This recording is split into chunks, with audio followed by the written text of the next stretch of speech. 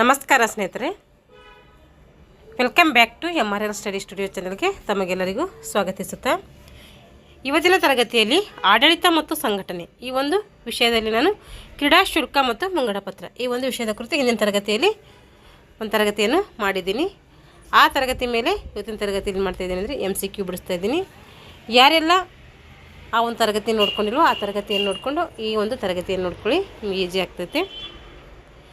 ಹಾಗೆ ದೈಹಿಕ ಶಿಕ್ಷಣ ಶಿಕ್ಷಕರ ನೇಮಕಾತಿಗೆ ಯಾರು ಒಂದು ಪ್ರಿಪ್ರೇಷನ್ ಮಾಡ್ತಾಯಿದ್ದೀರೋ ಅವರು ಈ ಒಂದು ತರಗತಿಗಳನ್ನು ಬಳಸ್ಕೊಳ್ಳಿ.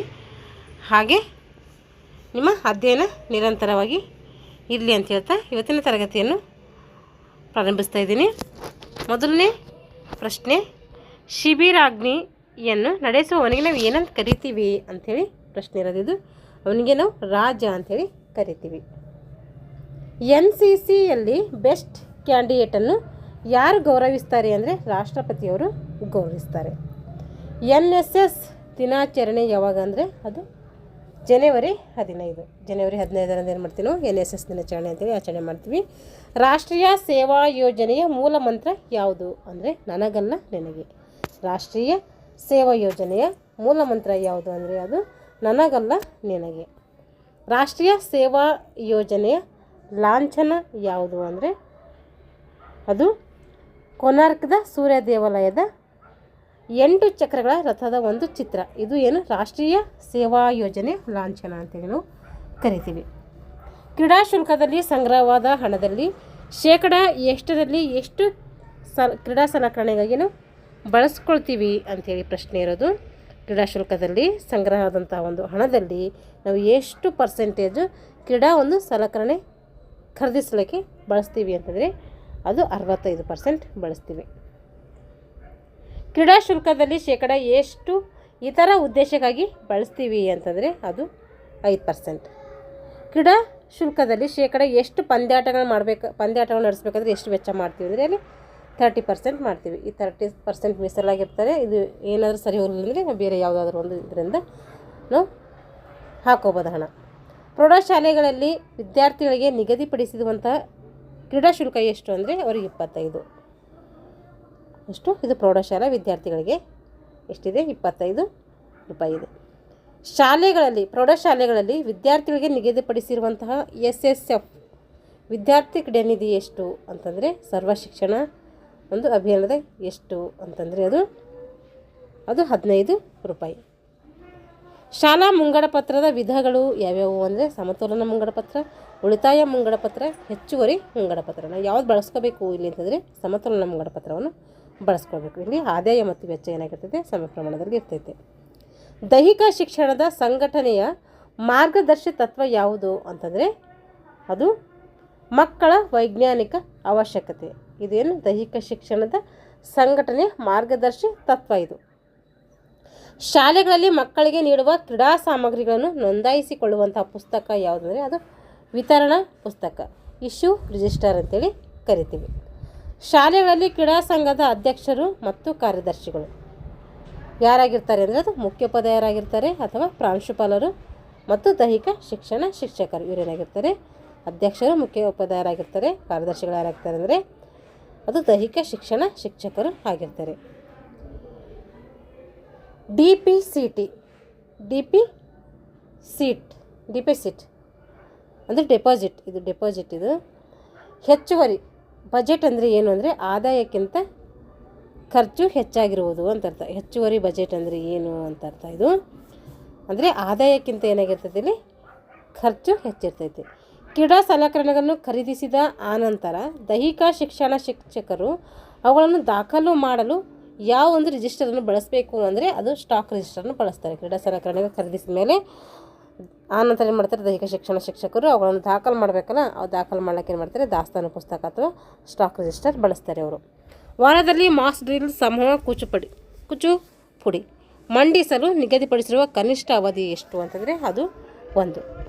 ಏನು ಮಾಡ್ತಾರೆ ಮಾಸ್ಪಿಟಿ ಮಾಡಿಸ್ಬಿಟ್ಟು ಒಂದು ಅವಧಿಯನ್ನು ಏನು ಮಾಡ್ತಾರೆ ವಾರದಲ್ಲಿ 1 ಅವಧಿ ಇರ್ತೈತೆ. ಪ್ರೌಢಶಾಲೆಗಳಲ್ಲಿ ದೈಹಿಕ ಶಿಕ್ಷಣ ಬೋಧನೆಗೆ ನಿಗದಿಪಡಿಸಿರುವ ಕನಿಷ್ಠ ಅವಧಿ ಮಾಸ್ ಪಿಟಿ ಒಳಗೊಂಡಂತೆ ಎಷ್ಟಿರಬೇಕು ಅಂತಂದರೆ 5 ಇರ್ತವೆ. 4 ಅವಧಿಗಳು ಬೋಧನೆ ಮಾಡಬೇಕು, 1 ಅವಧಿ ಮಾಸ್ ಪಿ ಟಿ ಮಾಡಬೇಕು. ಟೋಟಲು 5 ಅವಧಿಗಳು ಬರ್ತಾವೆ ಇಲ್ಲಿ.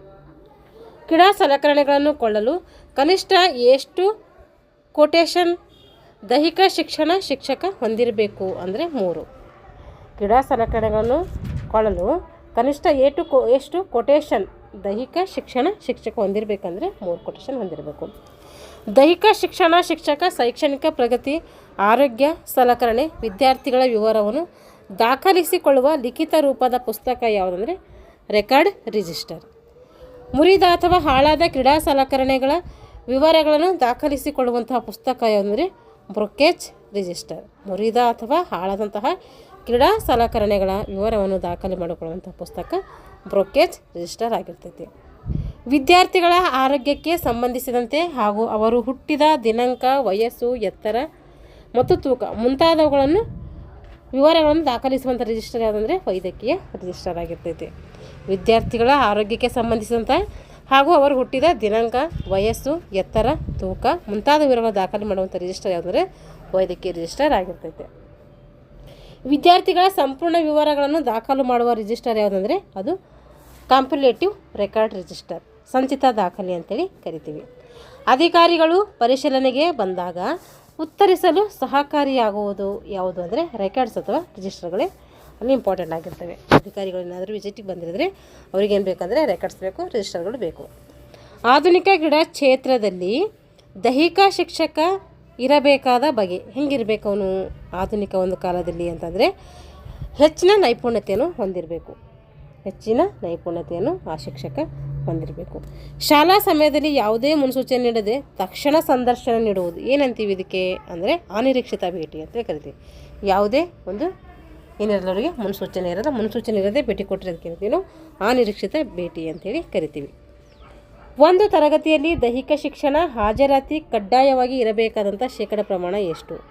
75% ಏನಿರಬೇಕು ವಿದ್ಯಾರ್ಥಿ ಹಾಜರಾತಿ ಇರಬೇಕು. ಶಾಲಾ ಆರೋಗ್ಯ ಮೇಲ್ವಿಚಾರಣೆಯಲ್ಲಿ ಯಾವುದಕ್ಕೆ ಅಗ್ರಸ್ಥಾನ ಇದೆ ಅಂದರೆ ಸ್ವಚ್ಛತೆಗೆ ಅಗ್ರಸ್ಥಾನ ಇಲ್ಲಿ ಕಂಡುಬರ್ತೈತೆ. ಆರ್ಗನೈಜ್ ಈ ಪದ ಯಾವ ಭಾಷೆಯಿಂದ ಬಂದಿದೆ ಅಂದರೆ ಇಂಗ್ಲೀಷ್ನಿಂದ ಬಂದಿದೆ. ವ್ಯಾಯಾಮ ಮಂದಿರದ ಒಳಭಾಗದ ಗೋಡೆಗೆ ಈ ಬಣ್ಣ ಬಳೆದಿರಬೇಕು, ಬಿಳಿ ಬಣ್ಣ ಬಳೆದಿರಬೇಕು. ಯಾಕೆಂದರೆ ಅದು ಸ್ಪಷ್ಟವಾಗಿ ಕಾಣೋಕ್ಕೋಸ್ಕರ ಏನು ಮಾಡ್ತಾರೆ, ವ್ಯಾಯಾಮ ಮಂದಿರದಲ್ಲಿ ಬಿಳಿ ಬಣ್ಣವನ್ನು ಬಳೆದಿರ್ತಾರೆ. ಒಂದು ಶಾಲೆಯಲ್ಲಿ ಕನ್ನಡಿಯಂತೆ ಇರುವುದು ಏನು? ಒಂದು ಶಾಲೆಯಲ್ಲಿ ಕನ್ನಡಿಯಂತೆ ಇರುವುದು ಏನಂದರೆ ವೇಳಾಪಟ್ಟಿ ಇದ್ದರೆ ಆ ಶಾಲೆ ಏನಾಗ್ತದೆ ಸುಸೂತ್ರವಾಗಿ ಟೈಮಿನ ಪ್ರಕಾರ ಎಲ್ಲ ಕ್ಲಾಸ್ಗಳು ನಡೀತವೆ. ಎಲ್ಲರೂ ಕೂಡ ಟೈಮ್ ಏನು ಮಾಡ್ತಾರೆ ಫಾಲೋ ಮಾಡ್ತಾರೆ. ಅದಕ್ಕೋಸ್ಕರ ವೇಳಾಪಟ್ಟಿ ಏನಂತೀವಿ ನಾವು ಕೈಗನ್ನಡಿ ಅಂಥೇಳಿ ಕರಿತೀವಿ. ದೈಹಿಕ ಶಿಕ್ಷಣ ಶಿಕ್ಷಕರನ್ನು ಶಾಲಾ ವಿದ್ಯಾರ್ಥಿಗಳ ದೈಹಿಕ ಪರೀಕ್ಷೆಯನ್ನು ಯಾರ ಮಾರ್ಗದರ್ಶನದಲ್ಲಿ ನಡೆಸಬೇಕು ಅಂದರೆ ಅದು ವೈದ್ಯರ ಮಾರ್ಗದರ್ಶನದಲ್ಲಿ ನಡೆಸಬೇಕು. ವ್ಯಾಯಾಮ ಮಂದಿರವನ್ನು ನಿರ್ಮಿಸುವ ಪ್ರತಿಧ್ವನಿ ಎಷ್ಟು ಸೆಕೆಂಡ್ ಒಳಗೆ ಕಂಟ್ರೋಲ್ ಆಗಬೇಕು ಅಂದರೆ 1.6 ಸೆಕೆಂಡ್ ಒಳಗೆ ಏನು ಮಾಡಬೇಕು, ಅದು ಪ್ರತಿದಿನ ಏನು ಮಾಡಬೇಕು, ಅದರೊಳಗೆ ಏನಾಗಬೇಕು, ಕಂಟ್ರೋಲ್ ಆಗಬೇಕು. ವ್ಯಾಯಾಮ ಮಂದಿರದಲ್ಲಿರುವ ವಿಧಗಳು ಎಷ್ಟು ಅಂದರೆ 4 ವಿಧಗಳು ವ್ಯಾಯಾಮ ಮಂದಿರದಲ್ಲಿ ಕಂಡುಬರ್ತವೆ. ಮೇಲ್ವಿಚಾರಣೆಯು ಮುಖ್ಯವಾಗಿ ಸಂಬಂಧಪಟ್ಟಿರುವುದು ಏದಕ್ಕೆ ಅಂತಂದರೆ ಕಲಿಕೆಯ ಬೋಧನೆ ಸಂದರ್ಭದಲ್ಲಿ ಉತ್ತಮೀಕರಣ. ಇದರಲ್ಲಿ ಏನಾಗ್ತದೆ ಮೇಲ್ವಿಚಾರಣೆ ಮುಖ್ಯವಾಗಿ ಇದಕ್ಕೆ ಸಂಬಂಧಪಟ್ಟಿದೆ.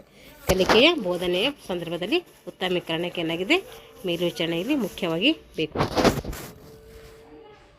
ದೈಹಿಕ ಶಿಕ್ಷಣ ಪದವಿಯಲ್ಲಿ ಶಿಬಿರವನ್ನು ಆಯೋಜಿಸುವ ಮುಖ್ಯ ಉದ್ದೇಶ ನಾವು ಯಾಕೆ ಮಾಡ್ತೀವಿ ಶಿಬಿರ ಆಯೋಜನೆ ಅಂದರೆ ನಾಯಕತ್ವದ ಗುಣ ಬೆಳೆಸಬೇಕೆ ಅಥವಾ ನಾಯಕತ್ವ ತರಬೇತಿ ನೀಡಲಿಕ್ಕೆ ಏನು ಮಾಡ್ತೀವಿ ಶಿಬಿರವನ್ನು ಕಂಡಕ್ಟ್ ಮಾಡ್ತೀವಿ. ಶಾಲೆಯಲ್ಲಿ ಕ್ರೀಡಾ ವಿಷಯದ ಸೂಚನೆಯನ್ನು ಇದರ ಮೇಲೆ ನಾವು ಪ್ರಕಟಿಸ್ತೀವಿ ಅಂದರೆ ಬುಲೆಟಿನ್ ಬೋರ್ಡ್. ಇದು TETಗೂ ಆಗಿದೆ ನಮ್ಮದು. ಮತ್ತು ದೈಹಿಕ ಶಿಕ್ಷಣ ಒಂದು ಕ್ವಶನ್ ಪೇಪರಲ್ಲಿ ಪ್ರಶ್ನೆ ರಿಪೀಟ್ ಆಗಿದೆ. ಆಟಗಳಲ್ಲಿ 2 ಪ್ರಮುಖ ವಿಂಗಡಣೆಗಳು ಏನಂದರೆ ಮೇಜರ್ ಗೇಮ್ಸ್, ಮೈನರ್ ಗೇಮ್ಸ್ ಅಂತೇಳಿ ನಾವು ಕರಿತೀವಿ.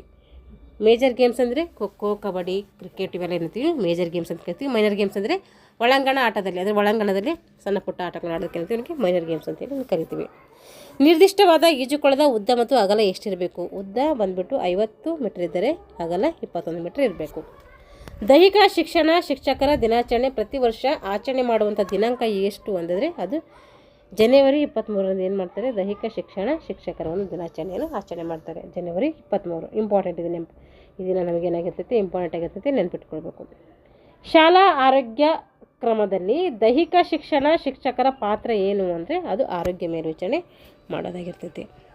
ವಾರ್ಷಿಕ ಕ್ರೀಡಾ ದಾಸ್ತಾನು ತಪಾಸಣಾ ದಿನಾಂಕ ಮಾರ್ಚ್ 31ಗೆ ಏನು ಮಾಡಬೇಕು, ಅದು ಅಂತಿಮವಾಗಿ ತಪಾಸಣೆ ಮಾಡಿ ದಿನಾಂಕವನ್ನು ಪ್ರಕಟಣೆ ಮಾಡಬೇಕು ನಾವು. ಪಿಕ್ ಮತ್ತು ನಿಕ್ ಈ ಪದಗಳು ಸಂಬಂಧಪಟ್ಟಿರೋದು. ಪಿಕ್ ಅಂದರೆ ಹಾರಿಸು, ನಿಕ್ ಅಂದರೆ ತೆಗೆದು ಹಾಕುವ ಅಂತ ಅರ್ಥ. ಈ ಒಂದು ಪಿಕ್ನಿಕ್ ಎಂಬ ಪದದ ಅರ್ಥ ಈ ಅರ್ಥ ಕಂಡು ಬರ್ತೈತೆ. ಹಾರಿಸು ಮತ್ತು ತೆಗೆದು ಹಾಕುವ ಅನ್ನೋ ಅರ್ಥವನ್ನು ಸೂಚಿಸ್ತೈತೆ. ಶಾಲಾ ಪಂದ್ಯಾಟಗಳನ್ನು ನಡೆಸುವಾಗ ಸಾಮಾನ್ಯವಾಗಿ ಸಂಘಟನಾ ಅಧಿಕಾರಿ ಯಾರಾಗಿರ್ತಾರೆ? ಅವಾಗ ಶಾಲಾ ಪಂದ್ಯಾಟ ನಡೆಸಬೇಕಾದ್ರೆ ಅಂತಂದರೆ ಮುಖ್ಯ ಶಿಕ್ಷಕರು ಅಥವಾ ಏನಾಗಿರ್ತಾರೆ ಅಂದರೆ ಸಂಘಟನಾಧಿಕಾರಿ ಆಗಿರ್ತಾರೆ. ಶಾಲಾ ತರಗತಿಯಲ್ಲಿ ಅಂತರ್ಗತ ಸ್ಪರ್ಧೆಗಳನ್ನು ಹೀಗೆಂದು ಕರಿತೀವಿ ನಾವು. ಏನೆಂದು ಕರಿತೀವಿ ಅಂತಂದರೆ ಇಂಟ್ರಾಮ್ಯೂರಲ್ ಸ್ಪರ್ಧೆಗಳು ಅಂತೇಳಿ ಕರಿತೀವಿ.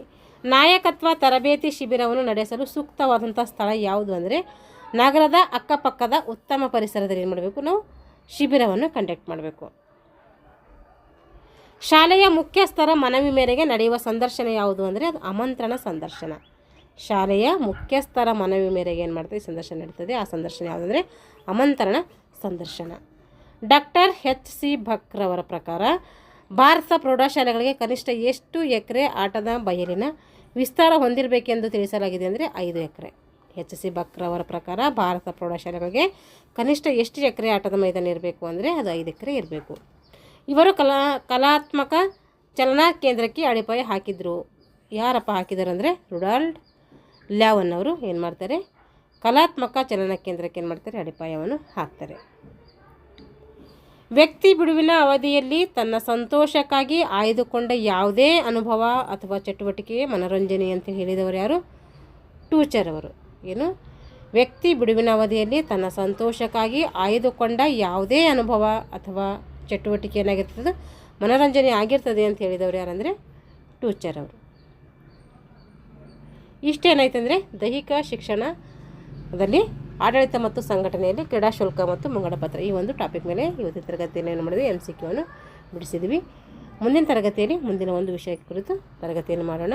ನೇಮಕಾತಿ ಇನ್ನೂ ಡಿಲೇ ಆಗ್ಬೋದು, ಆದರೆ ನಾವು ಸ್ಟಡಿ ಏನು ನಿರಂತರ ಆಗಿರಬೇಕು. ಆಗ್ಬೋದು ಅಥವಾ ಇನ್ನೂ ಲೇಟ್ ಆಗ್ಬೋದು, ಆದರೆ ನಮ್ಮದು ಸ್ಟಡಿ ಏನಾಗಿರಲಿ, ನಿರಂತರವಾಗಿರಲಿ. ಏಕೆಂದರೆ ನಾವು ಹೋಪ್ ಕಳ್ಕೊಳ್ಳೋದು ಬೇಡ. ಈ ರೀತಿ ಸ್ಟಡಿ ಮಾಡೋದ್ರಿಂದ ನಮ್ಗೆ ಏನಾಗ್ತೈತೆ, ಆ ಒಂದು ಎಕ್ಸಾಮ್ ಟೈಮಲ್ಲಿ ನಮಗೆ ಸಿಲೆಬಸ್ಸು ಈಸಿಯಾಗಿ ನಾವೇನು ಮಾಡೋದು ಕವರ್ ಮಾಡ್ಬೋದು. ಇವಾಗ ನಾವು ಲೇಜಿತನ ಮಾಡ್ತೀವಿ ಅಂದರೆ ಸಿಲೆಬಸ್ ಏನು ಮಾಡೋಕ್ಕಾಗಲ್ಲ, ನಮಗೆ ಕವರ್ ಆಗಿರಲ್ಲ. ಈ ಒಂದು ವೈಡ್ ಆದಂಥ ಸಿಲೆಬಸ್ ಇರುತ್ತೆ ನಮ್ಮ ದೈಹಿಕ ಶಿಕ್ಷಣ ಶಿಕ್ಷಕರಿಗೆ. ಅದಕ್ಕೋಸ್ಕರ ಯಾರೆಲ್ಲ ಒಂದು ಪ್ರಿಪ್ರೇಷನ್ ಮಾಡ್ತಾಯಿದ್ದಾರೋ ಒಳ್ಳೆ ರೀತಿಯಲ್ಲಿ ಮಾಡಿ ಅಂತ ಹೇಳ್ತಾ ಇಲ್ಲಿಗೆ ತರಗತಿಯನ್ನು ಮುಗಿಸ್ತಾ ಇದ್ದೀನಿ. ಎಲ್ಲರಿಗೂ ಧನ್ಯವಾದಗಳು.